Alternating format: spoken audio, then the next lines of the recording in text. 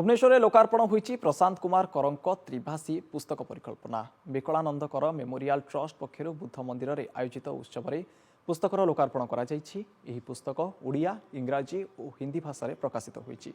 प्रथमे ओडिया भाषा लेखक प्रशांत कुमार कर रचना करथिबा बेले एहाकू लेखक आदित्य कुमार महांती इंग्राजी भाषा और नारायण मुदुली हिंदी भाषा में अनुवाद करिसंती। यासह पुस्तकर बंगला भाषा में वेबसाइट रे उन्मोचन करा जायछि। विकलानंद कर मेमोरियल ट्रस्ट प्रतिष्ठाता प्रशांत कुमार करंक अध्यक्षतार अनुष्ठित लोकार्पण उत्सव में मुख्य अतिथि भाव ओडिशा विधि आयोगर अध्यक्ष न्यायमूर्ति विश्वनाथ रथ, मुख्य वक्ता भाव अवसरप्राप्त प्राध्यापक तथा आद्रुता शिशु सदनर प्रतिष्ठाता आदित्य कुमार महांती जोग देइथिले। कार्यक्रम में साहित्यिक तथा शिक्षाविद विष्णुचरण मिश्र स्वागत भाषण और अतिथि परिचय प्रदान करथिबा बेले ट्रस्टर मैनेजिंग ट्रस्टी समाजसेवी हिमांशु शेखर दास धन्यवाद अर्पण करथिले।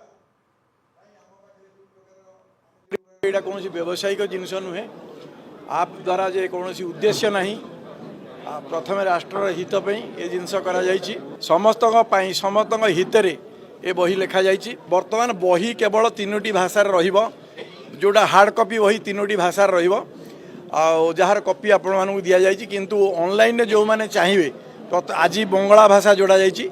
आगामी दिन में भारतर अन्य भाषा ऑनलाइन समस्त पाइपर।